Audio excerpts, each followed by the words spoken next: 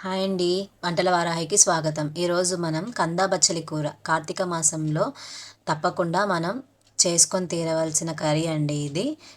ఇది హెల్త్‌కి కూడా చాలా మంచిది. ఇప్పుడు ఈ వీడియోలో దీన్ని మనం ఎలా చేయాలనేది నేను మీకు చేసి చూపిస్తాను. ముందుగా మనం బచ్చలాకులు తీసుకొని వాటిని బాగా కడుక్కొని పక్కన పెట్టేసుకోవాలండి. తర్వాత మనకి కంద ముక్కలుగా కట్ చేసుకోవాలండి. కంద ఉంటుంది కదా, దాన్ని ముక్కలుగా కట్ చేసుకొని అది కూడా కడిగి మనం పక్కన పెట్టేసుకుందాము. ఈ రెండు పక్కన పెట్టుకున్న తర్వాత నువ్వులు, అంటే ఒక స్పూన్ నువ్వులు తీసుకోవాలంటే ఒక పెద్ద స్పూన్తో నువ్వులు, ఒక 2 ఎండుమిరపకాయలు, ఒక హాఫ్ స్పూన్ ఆవాలు, ఇవన్నీ తీసుకొని ఒక గంట ముందు నానబెట్టుకొని పక్కన పెట్టుకోవాలి.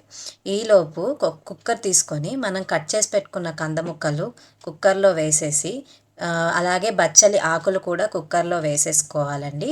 వేసేసుకొని కొన్ని నీళ్లు పోసుకోవాలి. సేమ్ అండి, మనం పప్పుకి ఎలా అయితే నానబెట్టుకున్నాం ఇది కూడా అంతే. నీళ్లు పోసేసుకొని కుక్కర్ మూత పెట్టేసుకుందాం. ఒక 5 నుంచి 6 విజిల్స్ దాకా రావాలండి. అంటే ఇవి బాగా ఉడకాలి కాబట్టి, అంటే మెత్తగా అయిపోవాలి కాబట్టి 5 to 6 విజిల్స్ కావాలి. ఓకేనండి. తర్వాత ముందుగా మనం నానబెట్టుకున్న నువ్వుల మిక్స్చర్ ఉంది కదండి, అదంతా మనం గ్రైండర్లోకి తీసుకొని ఇలా మెత్తగా పట్టుకుందాం. ఇందులోకి ఇంగువ వేసుకోవాలి. ఇంగువ టేస్ట్కి చాలా బాగుంటుందండి. సో ఇప్పుడు ఇలా మనకి మెత్తగా పేస్ట్ లాగా అయిపోతుంది. ఈ పేస్ట్ని తీసి ఒక బౌల్లోకి ట్రాన్స్ఫర్ చేసుకొని పక్కకి పెట్టేసుకుందాం. తర్వాత చింతపండు వేడి నీళ్ళల్లో నానబెట్టేసుకొని, అంటే స్టవ్ మీద పెట్టుకొని వేడి నీళ్ళలో నానబెట్టుకొని పక్కన పెట్టుకుందాం జ్యూస్ కోసం. ఆ తర్వాత పెనం పెట్టుకొని ఆయిల్ వేసుకొని ఒక స్పూన్ శనగపప్పు, అలాగే పొట్టు మినప్పప్పు, అలాగే కొన్ని ఆవాలు, అలాగే ఒక ఎండుమిరపకాయ కూడా వేసేసుకోవాలండి. వేసుకొని బాగా వేయించుకోవాలి.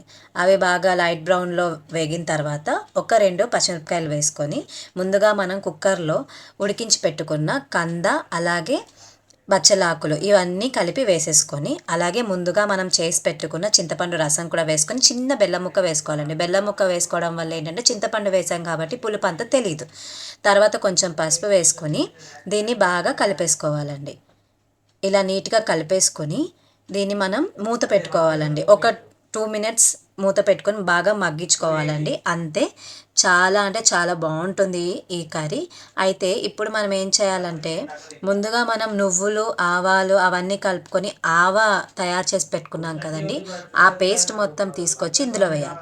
ఇది వేస్తేనే ఈ కర్రీకి చాలా టేస్ట్ వస్తుంది. ఇది మాత్రం మర్చిపోవద్దు. అలాగే కొంచెం కరివేపాకు కూడా వేసుకొని బాగా కలిపేసుకొని దించేసుకోవడమే. అంతే. ఎంతో ఈజీగా ఉండే కందా బచ్చలి కూర రెడీ అయిపోతుందండి. ఈ ఆవ మిక్స్చర్ అనేది ముందు వేయకూడదు, చేతొచ్చేస్తుంది. దించేటప్పుడే వేయాలి. ఈ వీడియో కనుక, అలాగే ఈ బచ్చలి కూర కనుక మీకు నచ్చినట్లయితే మా ఛానల్ని లైక్ చేసి సబ్స్క్రైబ్ చేసుకోండి. మీరు సబ్స్క్రైబ్ చేసుకుంటే మేము ఇంకా ఇలాంటి వీడియోస్ తీసి మీకు చాలా అందిస్తాము. Thank you so much for watching our channel.